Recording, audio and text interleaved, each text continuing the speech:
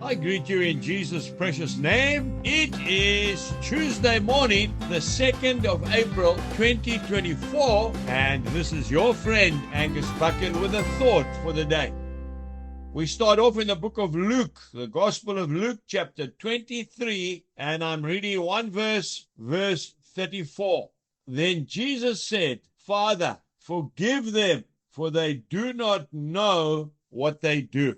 Standing in the gap for you and I, our mediator. What is a mediator? Well, the Oxford Dictionary describes a mediator as a go-between, as a peacemaker, as a middleman.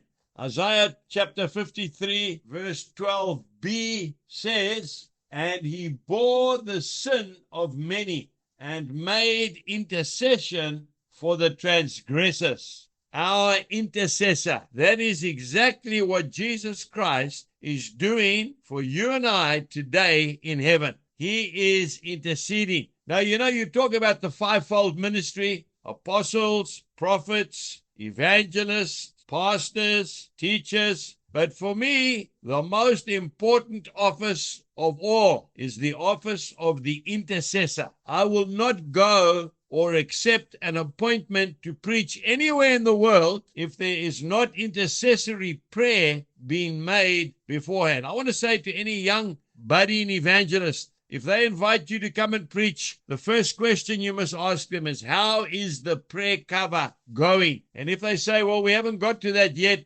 cancel your appointment immediately. It is a waste of time. My wife is also an intercessor. And I remember many years ago in that big yellow seed sower, I was up in Tanzania, up on the coast, preaching the gospel to an unreached people group. But there were many, many Muslims in that particular meeting that day on a big soccer field. And we were really struggling. But unbeknown to me, my wife and her group of ladies was praying for me at that very moment. And I was preaching with as much fervor and strength as I could muster. But I felt the power and the presence of God at that moment. And I'll never forget, a young Muslim ran up to the platform and he took off his white cap and he threw it onto the platform. And he said, from today onwards, I am serving Jesus Christ as my Lord and my Savior. That could never have happened if there was not intercessory prayer covering us at that moment.